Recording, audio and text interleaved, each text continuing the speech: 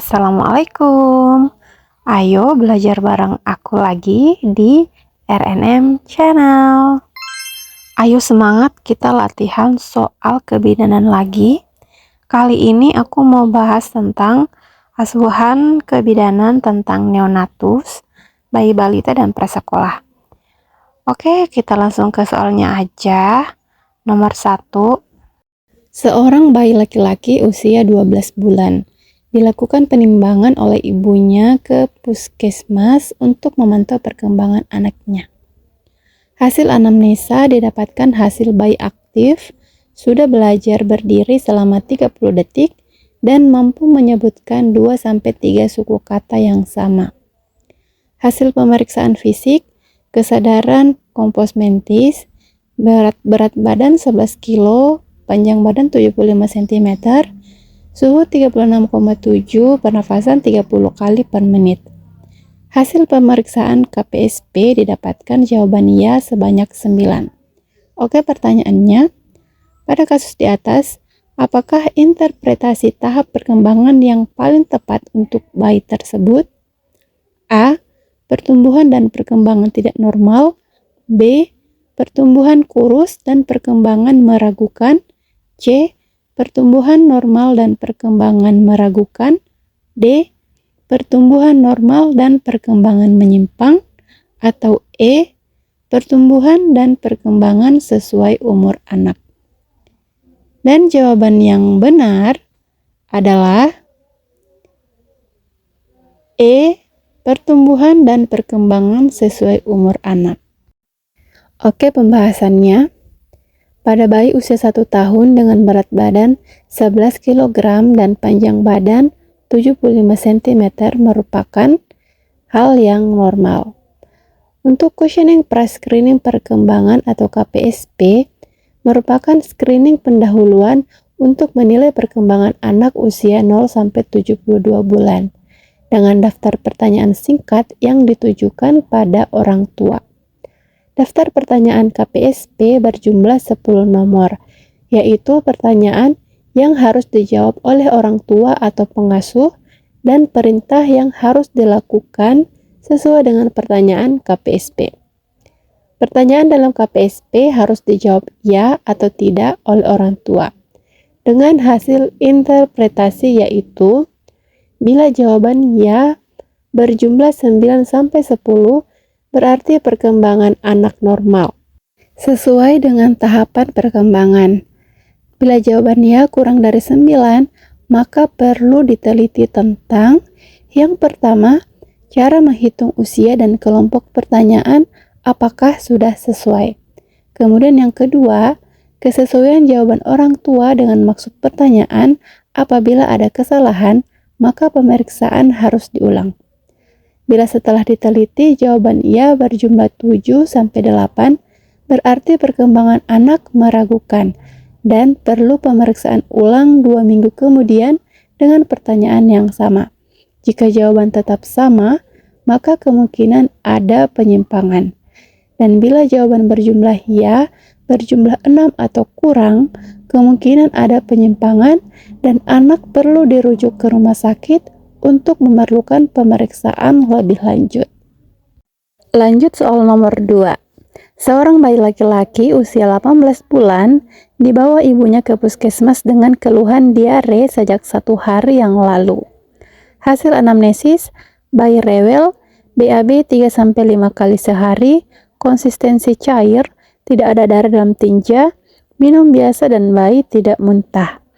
Hasil pemeriksaan KU baik, berat badan 11 kg, panjang badan 76 cm, suhu 37,5, pernapasan 36 kali per menit. Mata cekung, turgor kulit kembali lambat. Pertanyaannya, rencana asuhan apakah yang paling tepat pada kasus tersebut? A. Pemberian oralit, B. Pemberian obat zinc, C. Pemberian teh manis, D. Pemberian antipiretik, atau E. Pemberian antibiotik. Oke, jawaban yang benar adalah A. Pemberian oralit. Kondisi pada kasus tersebut menunjukkan tanda diare dehidrasi ringan atau sedang dengan 2 tanda, yaitu keadaan umum gelisah, rewel, mata cekung, rasa haus, ingin minum banyak, turgor kulit kembali lambat. Untuk pemberian oralit, setiap kali mencret, selain melanjutkan pemberian ASI, penting dilakukan untuk rehidrasi atau mencegah dehidrasi yang lebih parah. Diperlukan juga pemberian zinc selama 10 hari berturut-turut. Pemberian teh manis atau jus buah tidak dianjurkan karena dapat menyebabkan hipernatremi. Hipernatremia itu ialah tingginya kadar ion natrium di dalam darah. Kemudian suhu masih dalam kondisi normal sehingga tidak diperlukan antipiretik, sedangkan pemberian antibiotik memerlukan kolaborasi, biasanya atas indikasi penderita diare dengan darah, sebagian besar karena sigelosis, suspek kolera. Sigelosis itu ialah infeksi bakteri yang menyerang saluran pencernaan. Oke, kita lanjut. Hal nomor 3. Seorang bayi perempuan berumur 5 bulan dibawa oleh ibunya ke posyandu untuk melihat perkembangan anaknya. Hasil anamnesis, bayi hanya diberikan ASI eksklusif tanpa makanan tambahan apapun. Bayi sudah bisa berbalik dari telungkup ke terlantang dan mengangkat kepalanya setinggi 90 derajat. Hasil pemeriksaan fisik, kesadaran kompos mentis, berat badan 5 kg, suhu 36,6, pernafasan 32 kali per menit. Hasil jawaban iya pada pemeriksaan KPSP berjumlah 8. Oke, pertanyaannya, rencana asuhan apakah yang paling tepat pada kasus tersebut? A. Teruskan pola asuh anak sesuai dengan tahap perkembangan anak. B. Lakukan pemeriksaan atau screening rutin menggunakan KPSP 3 bulan. C. Beri stimulasi perkembangan anak setiap saat dengan umur dan kesiapan anak. D. Merujuk ke rumah sakit dengan menuliskan jenis dan jumlah penyimpangan perkembangan. Atau E. Lakukan penilaian ulang KPSP 2 minggu kemudian dengan menggunakan daftar KPSP yang sesuai umur. Ini udah dijelasin ya di nomor 1. Oke, jawaban yang benar udah tahu ya pasti ya. Jawaban yang benar adalah E. Lakukan penilaian ulang KPSP 2 minggu kemudian dengan menggunakan daftar KPSP yang sesuai umur. Oke, KPSP berjumlah 8 menunjukkan perkembangan yang meragukan, sehingga membutuhkan stimulasi perkembangan pada anak untuk lebih sering, setiap saat, dan sesering mungkin. Kemudian lakukan penilaian ulang KPSP 2 minggu kemudian dengan menggunakan daftar KPSP yang sesuai umur. Lanjut soal nomor 4. Seorang ibu datang ke posyandu ingin mengimunisasikan anaknya yang saat ini berusia 10 bulan. Hasil anamnesis, bayi sudah diberikan MPASI dan masih menyusu di ibunya. Bayi sebelumnya sudah mendapatkan imunisasi BCG, polio 1-4, DPT 1-3, dan HB0. Hasil pemeriksaan BB 8 kg, panjang badan 73 cm, suhu 36,6, pernapasan 30 kali per menit. Dan pertanyaannya, jenis imunisasi apakah yang paling tepat diberikan pada bayi tersebut? A. HIV, B. DPT, C. polio, D. hepatitis B, atau E. campak. Dan jawaban yang benar adalah E. campak. Riwayat imunisasi dasar pada kasus tersebut sudah lengkap kecuali campak. Apa sih itu imunisasi campak?